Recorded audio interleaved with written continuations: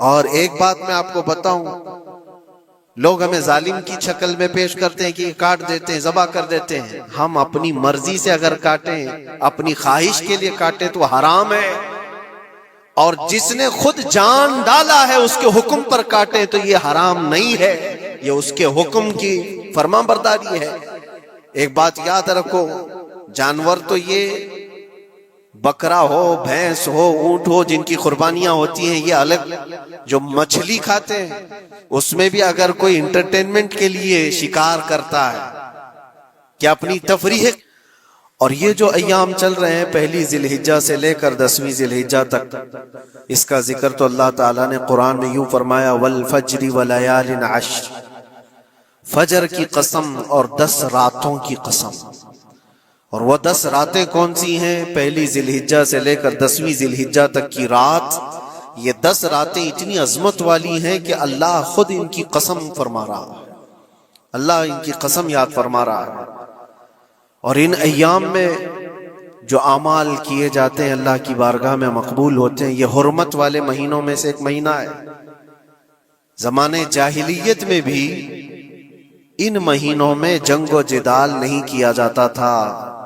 کوئی بھی جنگ چل بھی رہی ہو تو یہ مہینے آتے تو جنگ روک دی جاتی تھی، کیونکہ یہ حرمت والے مہینے ہیں. تو ذی الحجہ کے مہینے میں ہم اور آپ ابھی اپنی زندگی کی سانسیں لے رہے ہیں، لیکن قربانی کے متعلق جیسے کہ لوگوں کے دل و دماغ میں ایک کانسیپٹ اور پھر پھیلایا ہوا ایک کانسیپٹ اور اسلامی کانسیپٹ، تینوں میں کیا چیزوں کا فرق ہے؟ اسلام کون سی قربانی چاہتا ہے؟ لوگوں نے کیا پروپیگنڈا پھیلایا ہے؟ اور عوام کے ذہن میں کیا بیٹھا ہوا ہے؟ تینوں کو ہم تھوڑا سرسری نظر سے دیکھتے ہیں. سب سے پہلی چیز تو یہ ہے، اسلام جس قربانی کی بات کر رہا ہے، قرآن میں اللہ فرماتا ہے لن ینال اللہ لحومها ولا دماؤها، نہ تمہارا گوشت نہ تمہارا بہایا ہوا خون اللہ تک پہنچتا ہے، وَلَكِنْ يَنَالُهُ التَّقْوَى مِنْكُمْ، بلکہ اس کے پیچھے جو تمہارا تقوی ہے وہ اللہ تک پہنچتا ہے. تمہاری نیت دیکھی جا رہی ہے، تمہارا اخلاص دیکھا جا رہا ہے. اسی لیے کہا گیا ہے کوئی گوشت کھانے کی نیت سے قربانی کرتا ہے تو اس کی قربانی ہوگی ہی نہیں. گوشت کی نیت سے اگر کسی نے قربانی کیا اس کی قربانی نہیں. یا پھر اگر ذبح کرنے کے بعد بیچنے کی نیت کیا گوشت میں سے کچھ حصہ، وہ تجارت کی نیت کیا ہوا ہے، تب بھی اس کی قربانی نہیں. قربانی صرف وہ ہے جو خالص اللہ کی رضا کے لیے کرے، جو اللہ تعالیٰ نے حکم فرمایا مجھے اور اللہ کریم کے حکم پر عمل پیرا ہوتے ہوئے میں قربانی کر رہا ہوں، یہ اس نیت کے ساتھ جس نے قربانی کیا اس کی قربانی قبول ہے. یہ اسلام چاہتا ہے آپ کی قربانی. اور لوگوں کے دل و دماغ میں جو اکثر بیٹھا ہوا ہے وہ یہ ہے کہ موسم آ رہا ہے، سب کر رہے ہیں تو ہم کو بھی کرنا چاہیے. اور کچھ لوگ فیشن کے طور پر، کچھ لوگ بچوں کی ضد پر قربانی کر گئے. یہ لوگوں کے ذہن و دماغ میں بیٹھا ہوا ہے. نہیں میرے عزیزو، جو مالک نصاب ہے اس پر قربانی واجب ہے. یہاں تک کہ اللہ کے نبی صلی اللہ علیہ وسلم نے ارشاد فرمایا استطاعت ہونے کے بعد، مالک نصاب ہونے کے بعد جس نے قربانی نہیں کیا، حضور فرماتے ہیں وہ ہماری عیدگاہ کے قریب بھی نہ آئے. حضور اکرم صلی اللہ علیہ وسلم فرماتے ہیں وہ ہماری عیدگاہ کے قریب نہ آئے. اس کے لیے دنیا میں یہ وعید ہے تو آخرت میں اس کا عذاب اور ہے. تیسری چیز جو پروپیگنڈا کیا پھیلا ہوا ہے قربانی کو لے کر، ایک بہت بڑا پروپیگنڈا ہے. اسلام کے خلاف کچھ بھی بات پھیلانے کے لیے لوگوں کو صرف ایک چھوٹی سی سوئی چاہیے کہ ان کا ایک پھیلایا ہوا یہ پروپیگنڈا کہ لاکھوں ہزاروں اینیملز اس میں کاٹ دیے جاتے ہیں، ذبح کر دیے جاتے ہیں، خون بہایا جاتا ہے، اس کا حاصل کیا ہوتا ہے؟ جیوت چیزوں کو مار دیا جاتا ہے. میرے عزیزو، لوگ یہ باتیں تو صرف اور صرف اسلام کے خلاف کرنے کے لیے پھیلاتے ہیں، جبکہ میں آپ کو بتاؤں دنیا کے تقریباً مذاہب میں قربانی کا کانسیپٹ موجود ہے. اکثر دینوں میں وہ الگ الگ انداز ہے، کہیں بلی چڑھانا ہو گیا ہے، کہیں دیوتا کو کچھ پیش کرنا ہو گیا ہے۔ قربانی کا کئی جگہوں پر یہ کانسیپٹ موجود ہے، لیکن کوئی اپنے گریبان میں جھانکتا تھوڑی نہ، دوسرے کے گھر میں جھانکنے کی عادت زیادہ ہوتی ہے۔ اسلام کی قربانی لوگوں کو نظر آتی ہے کہ مسلمان جتنا پریکٹیکل ہے اپنے دین پر، دنیا میں کوئی بھی اپنے دین پر اتنا پریکٹیکل نہیں ہے۔ کوئی بھی اپنے دین پر اس طرح پابندی سے عمل کرنے والا ملتا نہیں۔ جلن اسی بات کی تو ہے کہ کوئی پوسٹر نہیں لگاتے، کوئی اعلان نہیں کرتے، اور جمعہ میں پوری صفیں ان کی بھری نظر آتی۔ کون تمہیں پرچار کر کے جمعہ میں بلاتا ہے؟ وہ خالق کائنات کی طرف سے تمہارا جو لگاؤ ہے، وہ جو تمہیں کھینچ کر گھروں سے مسجدوں میں لاتا ہے۔ فتنوں کا دور ہے، اس کے باوجود جمعہ میں کوئی بھی مسجد ایسی نہیں ہوگی جو خالی پڑی ہوئی۔ مسلمان آج کے دور میں بھی اپنے دین پر عمل پیرا ہے، اور یہ تکلیف کا سبب بن جاتا ہے دوسروں کے لیے۔ اسی طرح قربانی کے ایام آتے ہیں تو کچھ ماڈرن خیالات والوں کو لا کر کے ہمارے درمیان پیش کیا جاتا ہے۔ وہ ایسی میٹھی میٹھی باتوں کے ذریعے سے تمہیں لبھانے کی کوشش کریں۔ اتنے پیسے خرچہ کرنے کے، 40,000 کا 50,000 کا بکرا لینے سے بہتر ہے کسی غریب کو مدد کر دیا جائے، کسی کا گھر بنا دیا جائے، کسی کا راشن پہنچا دیا جائے۔ میاں وہ سال بھر ہم کرتے ہیں الحمدللہ، قربانی کے دنوں میں ہی کیوں؟ اللہ کے نبی صلی اللہ تعالی علیہ وسلم کی حدیث سن۔ حضور پاک صلی اللہ تعالی علیہ وسلم فرماتے ہیں قربانی کے دن، یعنی ذی الحجہ کی 10، 11 اور 12، یہ 3 دنوں کے اندر حضور فرماتے ہیں کوئی عمل دنیا میں قربانی سے زیادہ اہمیت اللہ کے نزدیک نہیں رکھتا۔ کوئی عمل اللہ کو اس سے زیادہ پیارا نہیں ہے قربانی۔ اور ایک بات میں آپ کو بتاؤں، لوگ ہمیں ظالم کی شکل میں پیش کرتے ہیں کہ یہ کاٹ دیتے ہیں، ذبح کر دیتے ہیں۔ ہم اپنی مرضی سے اگر کاٹیں، اپنی خواہش کے لیے کاٹیں تو حرام ہے، اور جس نے خود جان ڈالا ہے اس کے حکم پر کاٹیں تو یہ حرام نہیں ہے، یہ اس کے حکم کی فرمان برداری ہے۔ ایک بات یاد رکھو، جانور تو یہ بکرا ہو، بھینس ہو، اونٹ ہو، جن کی قربانیاں ہوتی ہیں یہ الگ۔ جو مچھلی کھاتے ہیں اس میں بھی اگر کوئی انٹرٹینمنٹ کے لیے شکار کرتا ہے کہ اپنی تفریح قلب کے لیے، تو اس مچھلی کا شکار کرنا بھی حرام ہے۔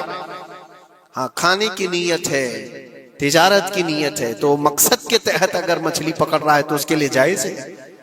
اسلام یوں ہی کسی چیز کی جان لینا اور خون بہانے کا حکم نہیں دیتا۔ اللہ تبارک و تعالیٰ کا حکم ہے، اور اس نے کائنات کو جس انداز سے بنایا ہے، ان جانوروں کو اللہ تعالیٰ نے ہمارے کھانے کے لیے بنایا ہے، جس کی وجہ سے یہ قربان کیے جاتے ہیں۔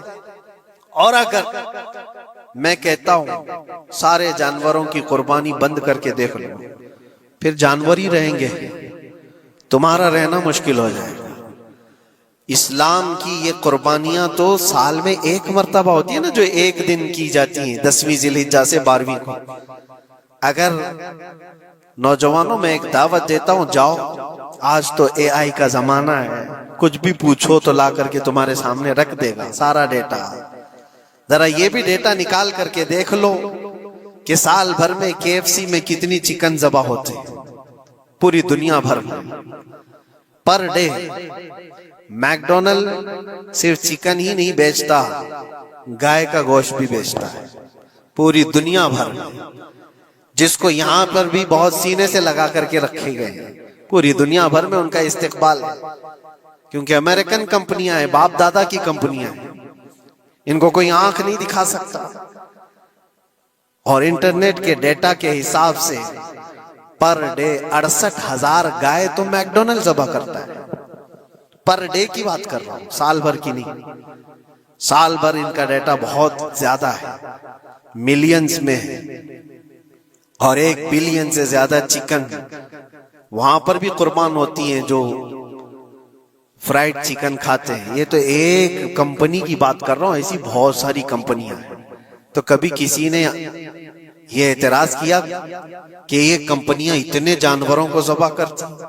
نہیں، بقرعید کے دن سب کے سینگ نظر آتے، جانوروں کی محبت امڑ امڑ کر کے آتی، سال بھر جو قربان ہو رہے ہیں، کبھی کسی نے آبجیکشن نہیں کیا کہ یہ سارے آؤٹ لیٹس بند کیوں نہیں کر دیے جاتے، یہ ساری دکانیں کیوں نہیں بند کر دی جاتی جو سال بھر ذبح کر رہے ہیں۔ ہاں، ہو سکتا ہے میکڈونلڈ یہاں نہیں ذبح کرتا گائے کو، کیونکہ یہاں پتہ ہے حالات صحیح نہیں ہیں، لیکن دوسری جگہ پر جا کر دیکھیں، سب جگہ پر بیف آسانی سے ان کے ہاں ملتا ہے۔ میں یہ باتیں صرف اور صرف یہ اس لیے کہہ رہا ہوں، پھیلایا ہوا پروپیگنڈا کیا ہے؟ جانوروں سے محبت یہ سکھائیں گے ہمیں؟ اللہ کے نبی صلی اللہ تعالی علیہ وسلم فرماتے ہیں، بنی اسرائیل کی ایک خاتون کو میں نے جہنم میں دیکھا۔ کس بنیاد پر؟ فرماتے ہیں وہ عبادت گزار تھی، زاہدہ تھی، پرہیزگار تھی، لیکن ایک بلی پالی ہوئی تھی، اور اس نے کبھی عبادت کرنی ہوتی تو دو دو دن تین تین دن تک اپنے کمرے میں گوشہ نشین ہو جاتی تھی اکیلی، اور اس نے اپنی بلی کو ایک جگہ پر گلے سے رسی لگا کر باندھ دی، اور 3 دن تک وہ اپنی عبادت میں رہی، مصروف رہی، اور 3 دن کے بعد اسے خیال آیا تو جا کر دیکھی بلی مر چکی تھی۔ حدیث پاک میں، صحیح حدیث ہے، اللہ کے نبی صلی اللہ علیہ وسلم فرماتے ہیں صرف اس بنیاد پر اللہ تبارک و تعالیٰ وہ عبادت کرنے والی عورت کو جہنم میں بھیج دیا۔ جو میری مخلوق پر رحم نہیں کرتا وہ رحم کے قابل نہیں ہے۔ یہ سکھائیں گے ہمیں جانوروں پر رحم کرنا؟ ہم جس جانور کو ذبح کرتے ہیں وہ اللہ کے حکم سے کرتے ہیں، اس کے علاوہ کسی بھی جانور کو ظلم کرنا، اللہ کے نبی صلی اللہ تعالی علیہ وسلم کی حدیثوں میں سے یہ ہے کہ جانور پر ظلم کرنا ذمی پر ظلم کرنے سے بڑا ہے۔ اور ذمی کیا ہے؟ ذمی وہ جو مسلمانوں کے ملک میں امن کے ساتھ رہنے کے لیے ریکویسٹ کیا ہوا ہو اور اسلامی حکومت اسے امن دی ہوئی ہو، اور اللہ کے نبی صلی اللہ علیہ وسلم فرماتے ہیں مسلمان پر ظلم کرنے سے زیادہ بڑا ظلم ذمی پر ظلم کرنا ہے، اور اس سے بڑا ظلم جانور پر ظلم کرنا ہے۔ یہ میرے آقا کے فرمان ہے، نبی اکرم صلی اللہ علیہ وسلم نے فرمایا، وہ رحمت للعالمین ہے۔ اور ایک بڑی بات میں آپ کو بتاؤں، جو یہ پھیلایا جاتا ہے کہ جانوروں پر ظلم، سیدنا امام غزالی رحمت اللہ تعالی علیہ کی ایک بات میں پڑھ رہا تھا، حجت الاسلام، جن کی کتابیں پڑھ کر کے لوگ اللہ کے ولی بن گئے۔ امام غزالی کا نام سنا ہے؟ اتنی کتابیں انہوں نے لکھا، تصوف کے امام ہیں، علم کلام کے امام ہیں، منطق کے امام ہیں، فقہ و تصوف کے امام ہیں، بے شمار علوم و فنون کے دریا بہائے ہیں۔ اس حجت الاسلام امام غزالی رحمت اللہ علیہ کے انتقال کے بعد ان کے بھائی نے ان کو خواب میں دیکھا اور پوچھا، آپ کے ساتھ اللہ نے کیا معاملہ فرمایا؟ امام غزالی فرماتے، اللہ نے مجھے بخش دیا، میری لکھی ہوئی کتابیں، میری عبادتیں، ہزاروں کو جو میں نے پڑھایا وہ شاگرد، یہ ساری چیزوں کی وجہ سے نہیں، بس ایک کام کی وجہ سے۔ پوچھا وہ کون سا کام؟ کہا ایک بار میں کتاب لکھ رہا تھا اور سیاہی میں قلم ڈبو کر کے لکھا جاتا تھا، اور سیاہی جو بنتی تھی وہ پھلوں کے رس سے نکال کر کے، اور لکڑی کا قلم اس میں ڈبو کر کے لکھا جاتا تھا، تو میں لکھ رہا تھا کہ ایک مکھی آ کر سیاہی پر بیٹھ گئی، میں اپنا قلم روک لیا کہ ہو سکتا ہے وہ پیاسی ہو، پی کر چلی جائے۔ کافی دیر تک وہ مکھی اس سیاہی پر بیٹھی رہی، اور پی کر کے جب وہ اڑ گئی تو پھر میں اپنا قلم چلاتا رہا۔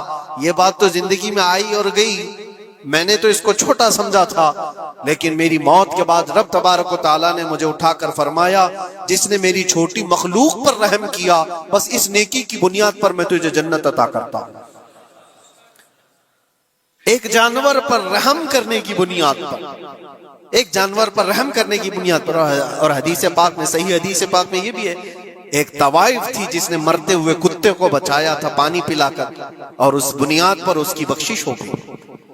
طوائف تھی اور رحم کیا جانور پر تو اس کی بخشش ہو گئی۔ میں اسلام کی وہ چیزیں تمہیں بتا رہا ہوں جو دنیا تمہارے سامنے یہ چیزیں لانے سے عاجز ہے اور قاصر ہے، یہاں تک کہ اللہ کے نبی صلی اللہ تعالی علیہ وسلم نے فرمایا، جانور پر اگر تم نے ظلم کیا ہے تو جس طرح سے ظلم کرو گے قیامت کے دن یہ اپنے سینگوں کے ساتھ، اپنے کھروں کے ساتھ اٹھے گا، اور اسی طرح سے اس کا بدلہ بھی دلایا جائے گا۔ وہ تمہیں مارے گا قیامت کے دن اور بدلہ لے گا. یہ بھی حدیث پاک میں ہے. جانور پر ہمیں اس کے چہرے پر مارنے کا حکم نہیں ہے، اس کو اس کی طاقت سے زیادہ بوجھ ڈالنے کا حکم نہیں ہے. اللہ کے نبی صلی اللہ تعالیٰ علیہ وسلم کے پاس ایک صحابی آئے، اونٹ پالتے تھے. کہا ایک اونٹ بہت سرکش ہو گیا ہے، اور جب اونٹ سرکش ہو جاتا ہے نا، کسی کی کھوپڑی کھینچ لیتا ہے. ہاں، وہ اسی وقت سر کو پکڑ لیا تو آدمی وہیں ختم ہو جائے. وہ کسی کے قابو میں نہیں آ رہا تھا، حضور کے پاس آئے. رسول پاک صلی اللہ علیہ وسلم نے فرمایا چلو میں چلتا ہوں، دیکھتا ہوں. صحابہ کہتے ہیں حضور جب چلنے لگے تو ہمیں خوف ہوا، ڈر ہوا کہ یہ اونٹ بدک گیا ہے، سرکش ہے، کہیں کچھ نقصان نہ پہنچا ہے. اور تنہا میرے مصطفیٰ صلی اللہ علیہ وسلم آگے بڑھتے چلے گئے. صحابہ کہتے ہیں ہمیں ڈر لگ رہا تھا، لیکن میرے عزیزوں وہ رحمت للعالمین ہے، سب کی رحمت بن کر آئے. نبی پاک صلی اللہ تعالیٰ علیہ وسلم جب قریب گئے تو اونٹ کوئی سرکشی نہیں کیا، کچھ نہیں. حضور پاک صلی اللہ تعالیٰ علیہ وسلم کے چہرے کے پاس اپنا منہ کرتا ہے اور اپنی زبان کو چپڑ چپڑ چپڑ کرتے ہوئے اپنی زبان ہلا رہا ہے. اور حضور پاک صلی اللہ تعالیٰ علیہ وسلم ایسے سنتے جا رہے ہیں جیسے کسی دانشور کی بات سن رہے ہیں. پھر نبی پاک صلی اللہ علیہ وسلم اونٹ کے مالک کی طرف متوجہ ہوئے اور کہا یہ اونٹ تیری شکایت کر رہا ہے، یہ اونٹ تیری شکایت کر رہا ہے. یہ سرکش اس لیے ہوا کہ تو اس کی طاقت سے زیادہ بوجھ اس پر ڈالتا ہے اور کھانا اس کو کم دیا کرتا ہے. کیا یہ بات صحیح ہے؟ وہ جو بدو تھے، جو اونٹ کے مالک تھے، انہوں نے چہرہ جھکا لیا اور کہا وعدہ کرتا ہوں حضور پاک صلی اللہ علیہ وسلم سے کہ اس سے زیادہ، اس کی طاقت سے زیادہ بوجھ نہیں ڈالوں گا، اور اس کا چارہ، اس کے کھانے کا انتظام روزانہ کیا کروں گا. نبی پاک صلی اللہ علیہ وسلم نے اس اونٹ کی رسی پکڑی اور مالک کو دے دیا. پھر وہ اونٹ اسی طرح تابعدار ہو کر نکل پڑا. یہ اسلام میں میرے آقا صلی اللہ تعالیٰ علیہ وسلم کا عدل تو دیکھو. ان کی طاقت سے زیادہ کا بوجھ ڈالنے کا حکم نہیں ہے. اور دنیا یہ پروپیگنڈا پھیلائی ہوئی ہے کہ یہاں جانوروں کو کاٹا جاتا ہے. جو ذبح کرنے کا حکم ہے وہ اللہ کے حکم سے. میرے رب تبارک و تعالیٰ نے خود جان ڈالی، ہماری جان کا بھی وہی مالک ہے، جانوروں کے جان کا بھی وہی مالک. اگر اللہ کا حکم نہ ہوتا تو ہمیں چونٹی مارنے کی بھی اجازت نہیں. اللہ کا حکم نہ ہوتا تو ہمیں کسی کو بھی قربانی کرنے کی اجازت نہیں ہوتی. یہ رب تبارک و تعالیٰ کا حکم ہے. تو ظاہر سی بات ہے ہم اللہ کے بندے ہیں. رب تبارک و تعالیٰ جانوروں کی قربانی کا حکم دیا، اس لیے ہر سال بقرعید میں مسلمان قربانی کرتے ہیں. اگر اللہ چاہے تو اپنے بیٹوں کی قربانی کا بھی حکم دے دے، اور دیا ہے رب تعالیٰ نے، اور وہ بھی کر کے دکھایا سیدنا ابراہیم علیہ السلام. اللہ تبارک و تعالیٰ اگر حکم دے تو کیا تم ایسے مسلمان نہیں ہو؟ مسلمان کا مطلب ہوتا ہے سر جھکانے والا اللہ کے حکم کے آگے. یہ نہیں پوچھے گا کہ کیوں ہے اور کیسے ہے. مسلم کہتے ہیں اپنا سر جھکا دیا اللہ کی بارگاہ میں، اس کے حکم کے آگے. اللہ تبارک و تعالی ہماری جانوں کا مالک ہے. اگر وہ چاہتا تو ہماری قربانی کا حکم دیتا، ہمارے اولاد کا. لیکن رب تبارک و تعالی نے یہ سنت ابراہیمی پر پوری دنیا کو ثواب دینے کے لیے جانوروں کی قربانی کا حکم عطا فرمایا.